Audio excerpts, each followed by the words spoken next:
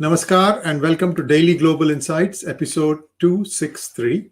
A shout out to our viewers to like this program so it can reach its maximum potential. Today is Saturday, 23rd of October, and we begin with India news. But before we do that, let's welcome Sree ji to our panel. Sree ji, namaskar and welcome to PGurus channel, sir. Namaskar. Thank you so much. Glad to be, reconnecting after a couple of days of hiatus, and we're looking forward to continuing this exciting journey. Yes, indeed. And one of the two is back in the United States, and the other one will be coming here soon. So we hope to get back our normal programming with the highest possible bandwidth. Today isn't too bad, by the way. Let's start from India news. India crosses the momentous 1 billion vaccination doses landmark in a positive announcement to the world. The Israel's Prime Minister, WHO chief are amongst many leaders and medical fraternity who congratulated India on their 1 billion milestone. India will be administering the next 1 billion doses in about 3 to 4 months. Sree ji, truly a magnificent achievement. Indeed, sir. I think that this is a very compelling response to all the negative criticism that flew over from cryogenic oxygen shortages to whether the India has the ability to vaccinate, etc., whether they have enough supplies, whether the supply chain is impacted. If we go back in time, we had given a schedule as was advertised or as was shared with us by the health ministry, not only to us but a range of people, and they have lived up to their reputation and they have delivered 1 billion in a very compelling manner. And the very fact that the next billion is going to come even in a shorter span of time is a telling endorsement of the entire ecosystem. But also one must commend the leadership, the people, the medical fraternity, and the whole ecosystem that has made this happen, sir. And India's Prime Minister meets with the heads of global oil and gas companies such as British Petroleum, Saudi Aramco, to discuss policy changes over the past 7 years. He also discussed a way forward from revenue to production maximization and storage. Sree ji, this is a critical phase as India again starts taking off, that it perhaps wants a more guaranteed supply at perhaps a guaranteed price. My thoughts, what are your thoughts, sir? I think we touched on this, if you recall, a couple of sessions ago in DGI. Probably it was passing and people, left it. The whole emphasis was on recapitalization of the infrastructure, which resulted in unit cost of the per gallon of per barrel of oil to rise up. So what Modi ji is alluding to is, okay, that part of it is now more or less complete. We need to see how we can extract more, having deployed that infrastructure, having retooled the infrastructure around. And then he's also talking about what are the broad policy changes that have been enacted from exploration to extraction to management and to drilling and so on and so forth. So I think that the two important aspects that he's pointing out is, how do we maximize the production rather than focusing purely on the cost? And the second that is, or the revenue, or the second thing that he's saying is we require augmented capacity. We just can't be drilling for today's needs today and tomorrow's needs tomorrow. We need to have a much more strategic. So I think it is a very positive thinking on the part of at least India making the effort, because this is the crisis that is confronting the world today. Remember Manchin's point in United States, which he said, we no longer are going to stop, oil or energy to be not used for the purposes of electricity and other activities which are very critical for any nation. And the External Affairs Minister has a momentous session with Israeli Prime Minister Naftali Bennett and sets the framework for a Prime Minister Modi meeting. He's also meeting with Indian researchers and scholars and will be setting the groundwork for sharing work and areas of expansion. Excellent initiative, and hopefully Israel and India will have an even tighter relationship based on this meeting. Sree ji, when is this meeting planning to be happening? I think the meeting dates have not been formally announced yet. It's very important. Naftali directly met with Mr. Jaishankar or Dr. Jaishankar and had this wonderful session with him. And he was one of the first people, along with the WHO chief, to commend India on the 1 billion landmark. Naftali by himself is a technocrat and very astute in terms of understanding how innovation and technology can be adapted in solving many human problems.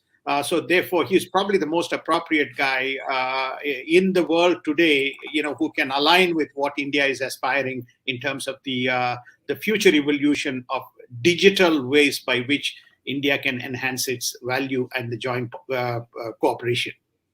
And the United Kingdom Foreign Secretary Liz Truss says UK and India must broaden defense and economic ties. Post-Brexit, UK is desperately trying to shore up some business all across the world. I see it that way. Is there anything more that needs to be read into this, Sridharji? No, nothing. I think there's a significant competition that is going on between France and UK as to who is going to line up and who is going to make the strategic maneuvers. As far as India is concerned, I don't know what the general Indian diaspora mindset is, but India is clearly in the epicenter of thinking and mindset of the world community, not just purely from an economic expansion point of view, but also from a military strategic point of view. It may not be written by the old analysts that you find writing in many of the mainstream publications or the left-wing publications, but clearly in the governmental thinking, India is highly featured both on the economics as well as on the defense side. An India-funded Jayanagar Kurta cross-border rail link has been handed over to Nepal, and it's expected to boost trade and bilateral connectivity with Nepal. Sridharji, this is something that was badly needed. However, I'm told that there is a line coming from China's border into Nepal, and that gauge is not the same as the one from India to Nepal, which means that essentially there's a you have to do some adjustments. You'll have to take things from one set of cars and move it to the other set of cars. Is my reading correct, Sridharji, or is it all one big happy family? No, I think that there is definitely you are on track in terms of this misalignment that is viewed.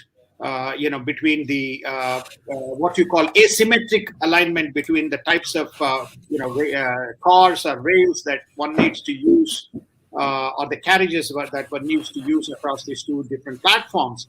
But China and India has always been competing for the attention and mindshare of Nepal and Bhutan, because once you have Nepal and Bhutan into your conclave, then effectively you can throttle India in the broader Himalayan region, because you have Tibet, you have Nepal, and you have Bhutan. So you have that specific issue, but India continues to enhance its cooperation. There were some challenges with Mr. Oli, and now with Mr. Bir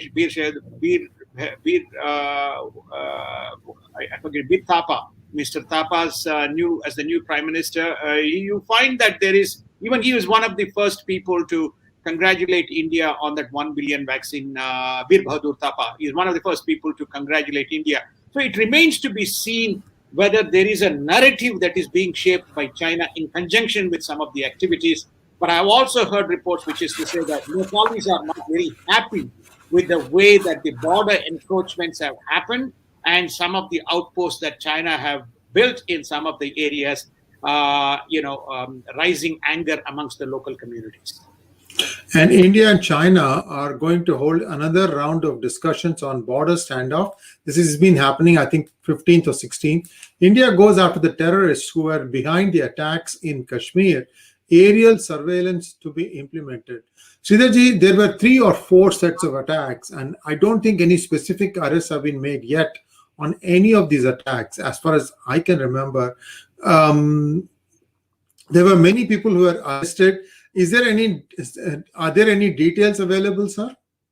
I've heard that there's 4 of the 7 or 4 of the few people who were involved have been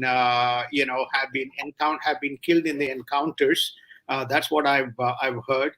The continued operation is underway. There are two prongs. One is to take out the guys who have come in and who are still hanging around. I think the second is, what is the deterrent procedures that are going to be put in place?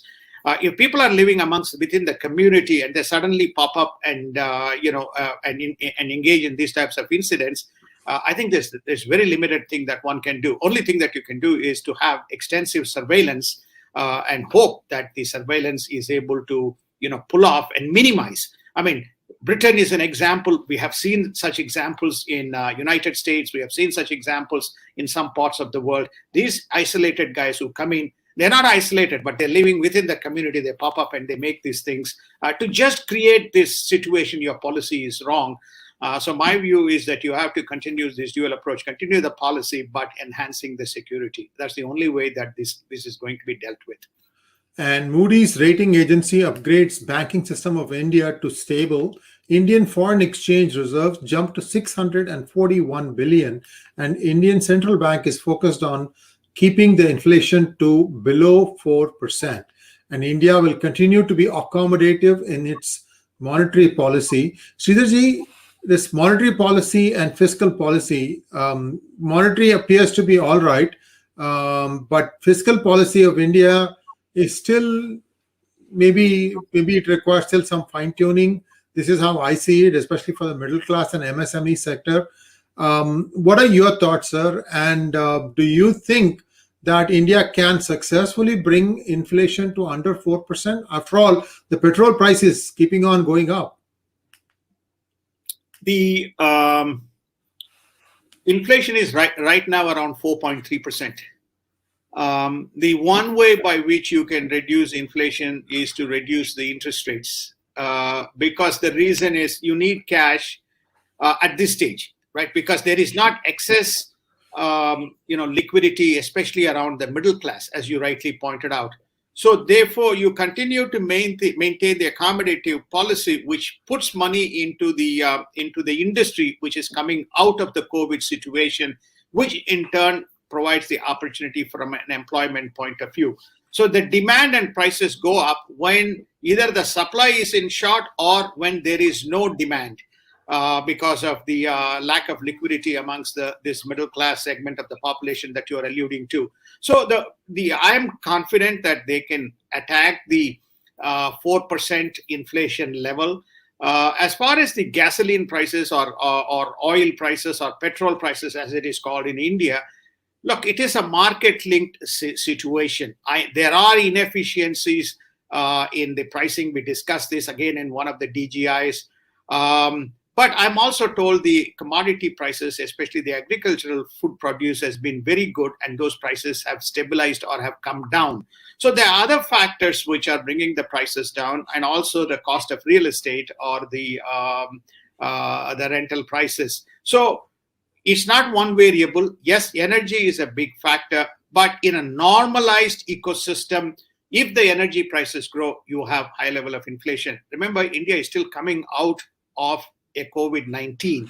So it remains to be seen what the policy is about 3 quarters from today or at the end of FY22 in India. But right now, they seem to be reasonably moving forward as far as the economic parameters go at a macro level.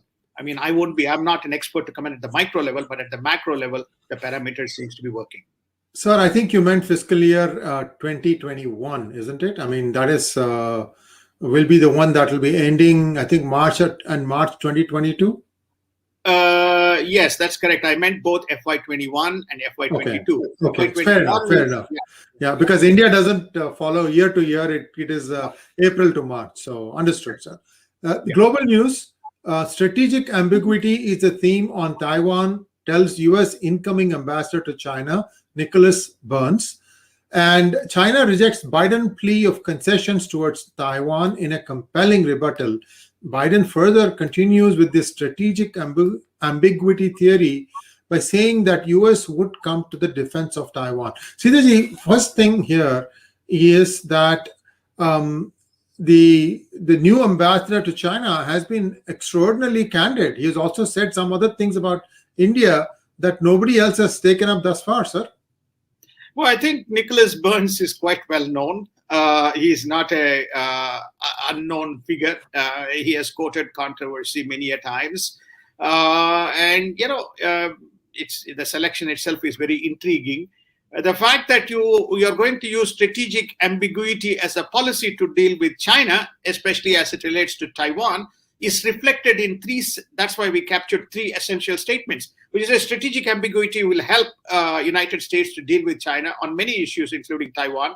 Then Mr. Biden makes the statement to China, appealing, hey, could you give some concessions to Taiwan? I mean, that looks absolute nonsense. And China says, why would I give concessions? Why should I listen to you, Mr. Biden? Okay, then he goes on to say, we'll defend you should Taiwan be attacked. So therefore, if this is the policy, Xi Jinping is going to ride all over Joe Biden and Nicholas Burns, and he will eat him for breakfast. China also ups the ante in the Tibetan region by appointing United States, United Nations, and EU sanctioned official Wang Junzheng. Sridharji, a little bit of context for our viewers. When were these sanctions imposed on this particular individual?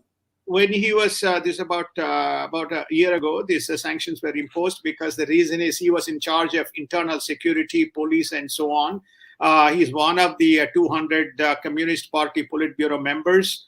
Sanctions were imposed against the human rights violation, the way he dealt with the Xinjiang and Uyghur situation as well. So sanctions were imposed as a result. What does China do? China appoints him as the head of the independent Tibetan region, and probably going to elevate him very close to this next layer of the CCP policy-making body, in a big rebuttal to Mr. Nicholas Burns, as well as to its Tibetan policy. It's also sending a message to India, if India is not picking it up.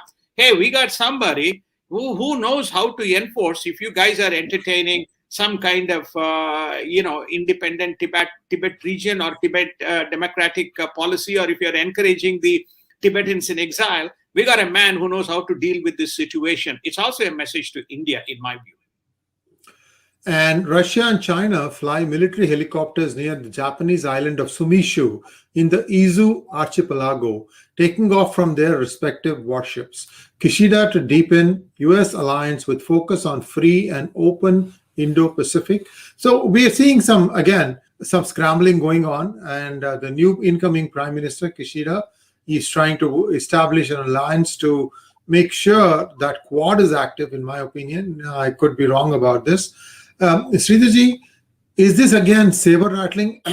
Because another expert has said that China will not go to war with any of these countries, but they would just keep on doing this kind of saber rattling. Well, look, I think in my view, Senkaku which is the contested Japanese island down south, and then you have the Russia up north near the Hiroshima, Hokkaido area. You're going to see continued incursions. Now, here's my opinion. My opinion is they will take ownership very similar to the way Crimea was taken ownership of by the Russians.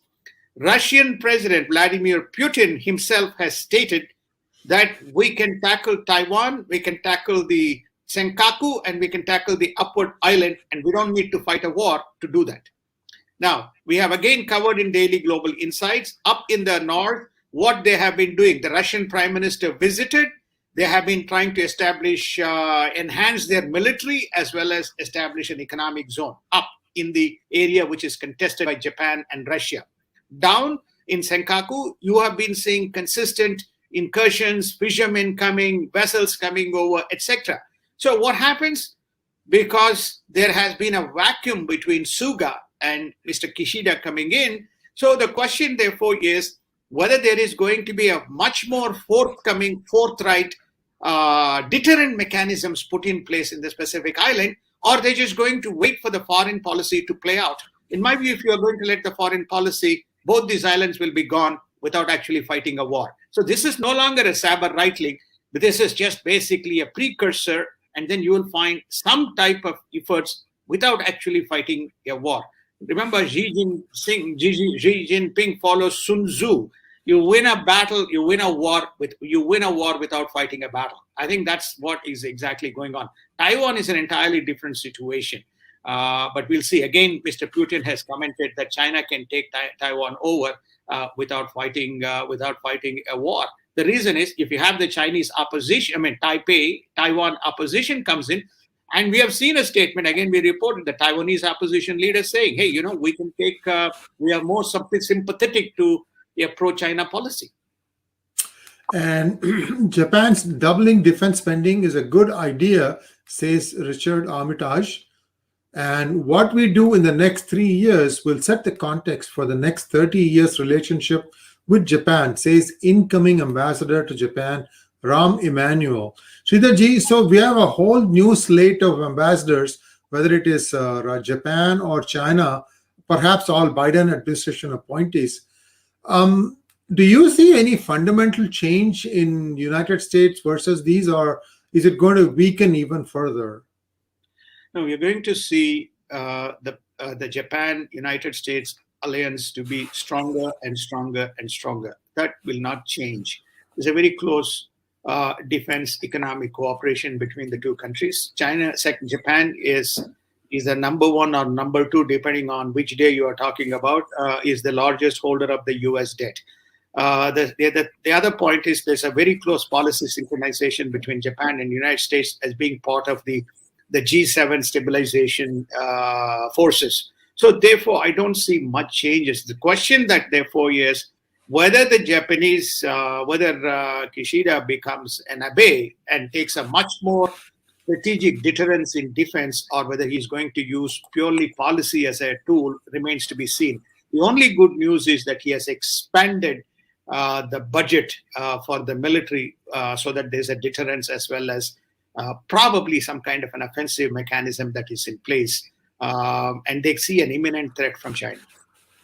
And North Korean ability to launch missiles from a platform, from multiple platforms, is a global concern. So this is a new capability that they have acquired, Sridharji?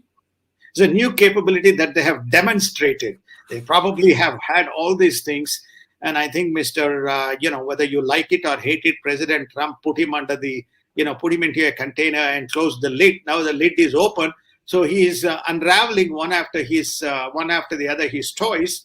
And who gave the toys? The Chinese would have given him the toys. Who gave the toys? Probably renegade regimes would have given him the toys. Who gave him the toys? Probably the Russians have given him the toys. Who are encouraging? It's Russians and the Chinese, who are encouraging, unravel. You have a freedom. You have a license to do what you want to do.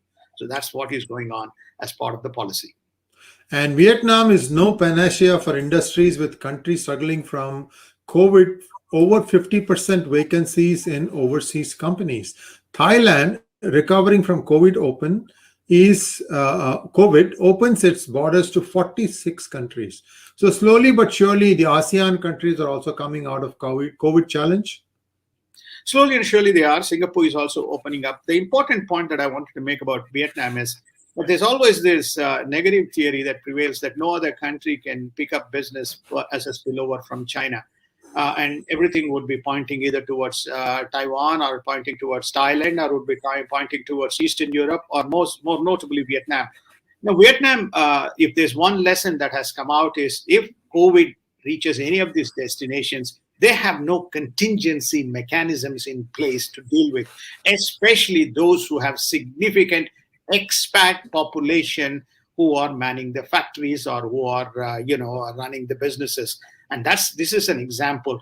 I've traveled post-COVID to at least 3-4 countries. You can see the consequences of this, corridors of travel that is available or that is not available, which is impacting people who have been left stranded but unable to join work. As G7 trade ministers call for ridding supply chains of forced labor, EU importers turn to trucks to get Chinese goods.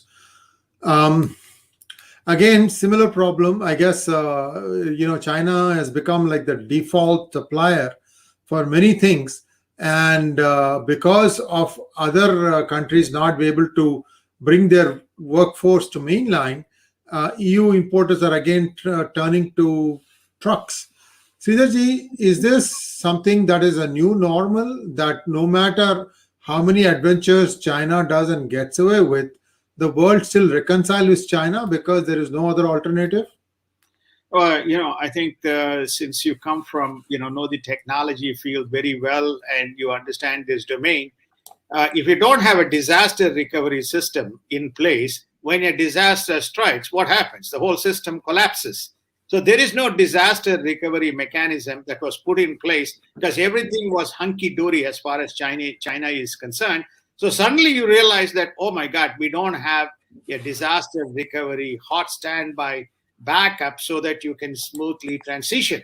So this is what the world is facing. Whether they would be able to put something in place remains to be seen. But at least on the medical side, they seem to have. On the chip manufacturing side, they seem to be, Taiwan is actually leading by alternative manufacturing facilities. The mobile side, yes, I think India is also playing a role.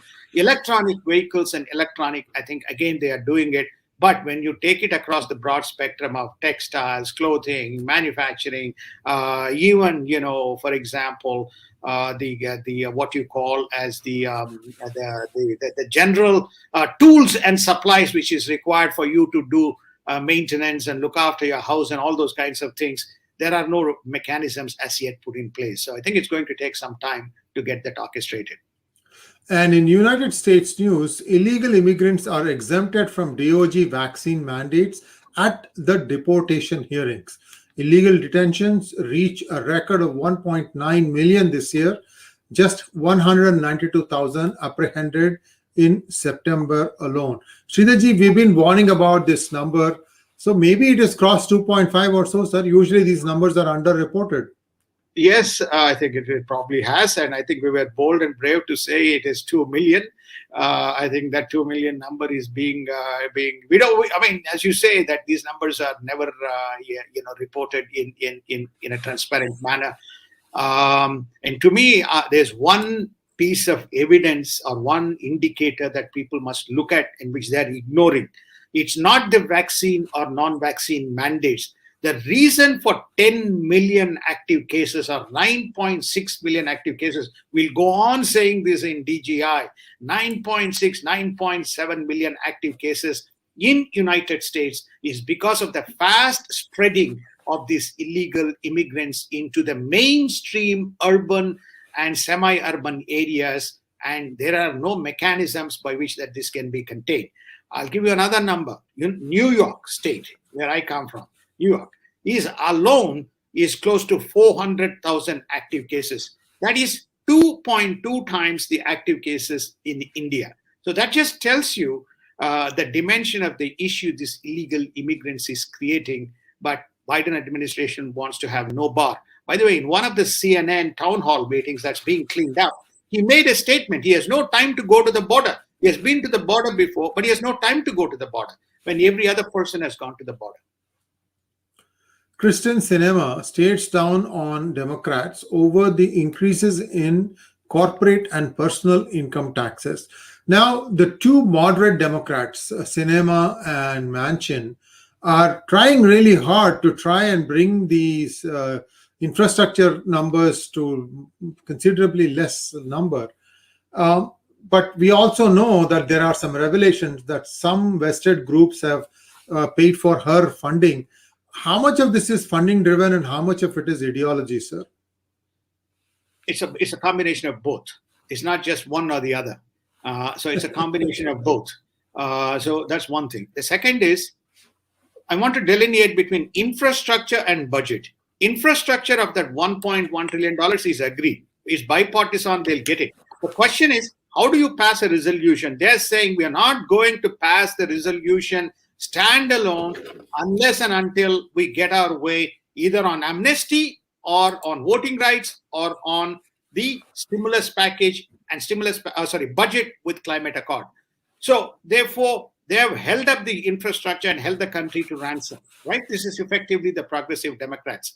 The infrastructure or the budget, the mainstream budget, which is what is called as the broader safety net an expansion of the safety net programs that includes all the other kind of charge cuts which the Democrats want to have, is now the number that is being touted is $1.9 trillion rather than $3.5 trillion. Okay, so already United States is reporting fiscal year 21. We will probably cross the fiscal year 20 budget deficit exceeding $2 trillion. Okay, deficit exceeding $2 trillion. So therefore, there seems to be no let up in the either in the advocacy groups or in the activist groups, either through funding or through policy mechanisms, or using threats as they did with Christian Cinema, in terms of making sure they have their way. And Democrats target billionaires to tax to get the finance bill across the line. Tax income and assets, says Ron Wyden, an Oregon Democrat. Sridharji, this is called the finance bill. Is this the same as the budget bill, sir? I'm confused. Yes, it is. That's the finance bill is the budget. The finance bill, once it's enacted, it becomes part of the budget. Stimulus programs you pass once, then you get that budget, you get it allocated, you amortize it and include it into the budget. But once we pass a finance bill, then it becomes a recurring expense going forward. Voters are extremely concerned about the situation and where US is heading across all fronts as Biden's popularity dips to 39% in polling. Sridharji, we've been saying this all along, that all the things that are being done at the behest of one donor or the other, these are all going to lead US down the path of disaster. What is going to happen next in your opinion, sir? Because I can tell you that this is going to be a Congress majority in both houses. In fact, it might become, the Senate might have a Republican majority if November 4th, if Virginia elects one of its senators, right? Yep. November 4th, not only the senators, but we also have the governor's election coming up in Virginia. The situation, what happens is, two questions you have asked. One is around what happens. Well, I think until the 2022, the House elections are complete, the shift in majority is assumed on a linear path of elections being conducted. We have already demonstrated, and I keep one more time, plug in for Sree IRG, please read his book on the lack of reforms in the election system. If you don't have reforms in the election system, and the same stuff that happened in 2020 is going to be repeated, there's no guarantee that the Republicans will hold the sway, because the system is cooked. This is the next item that's likely to come up in our discussion. Already in the Fairfax County in Virginia, there is activist group which has filed a lawsuit saying that the unusually high activity in the absentee voter ballots, okay, highly. And what is the issue? The issue is the voter ballots, they are being given ballot papers without validating the last 4 digits of the social security number. So they have taken a sample, and I don't know, number is somewhere 400 or less than 400 is the number. They have cited that as the case. As far as the Virginia people are concerned, Virginia administration, they're saying, look, we are following the due rules. So we have this big issue around the absentee ballots. We have a big issue around the amendments that happens when there are errors. We have a big issue around the authentication of the ballot documentation, and then we have issues around the actual counting and the presence of both sides objectively in the counting process. And then, of course, if there is a contest or if there's a dispute, is there a fair resolution mechanism, or is this again based on whether it was a Republican judge or whether it is a Democratic judge? Doesn't matter which way it goes. These issues remain at the core of what is going to happen still, and there has been no reform. And this Fairfax County is in the state of Virginia, right? Yeah. Okay. Because every state has a Fairfax County. Senate Republicans block voting rights bill and Democrats preach democracy, my way or the highway. Sridharji, we've been saying this for now many years, many episodes now, that the Democrats have a certain policy, that is to create these vote banks, literally vote banks, where they can go and draw political capital. And this is why it looks like they got this 1.8 or 2.5, whichever number you want to take it, illegal immigrants, and they want to fast track them to get voting rights. How successful do you think Democrats will be in passing this? It's a very tough measure. The DACA is 8 million, 8.1 million. Then the fast tracking is about 1.8 million. Then there's also about 150 to 200,000 people who have come in as refugees. The fast tracking of them, of which roughly about 65,000 are from Afghanistan. So you have a whole slew of things that are happening. It is not just fast tracking. There's also amendments in the state laws as to who can vote. Whether he is a citizen, and this is also at the root of the issue.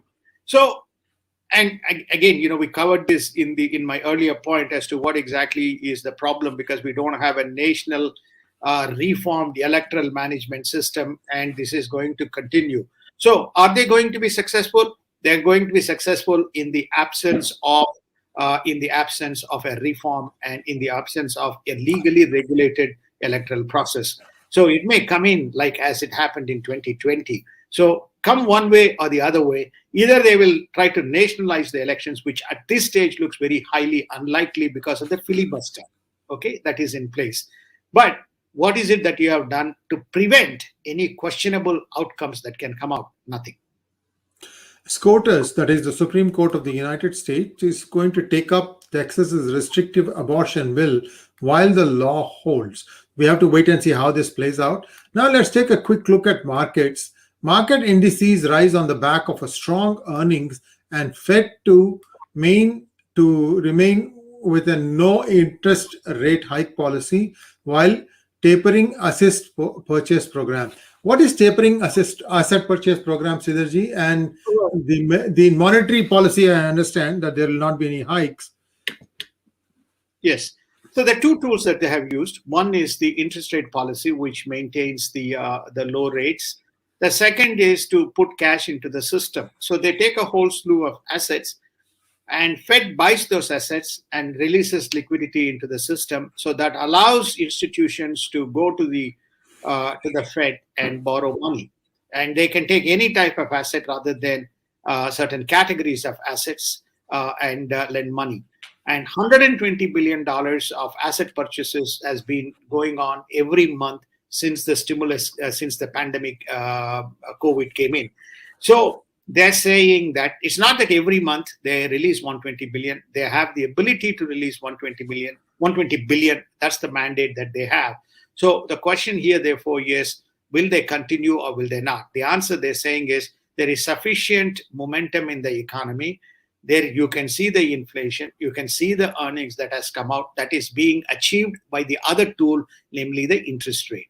So therefore, there's no need for me to continue with the asset purchase program. So they're going to taper. There's enough liquidity. So that is the second part. Both are part of the monetary policy tools.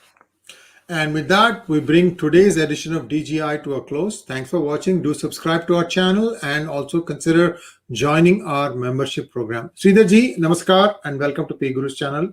As always, it's our pleasure to see you fit and healthy, sir. And I see your energy getting better and better with each passing day. So may Devi Sharada bestow upon you all kindness, and we would like to continue this for a long time to come. Thank you very much, sir. Thank you so much, Ji, and thanks for the wishes and blessings, and have a wonderful day. And we look forward to seeing you tomorrow again. Yes, indeed. Tomorrow also we are going to have a program.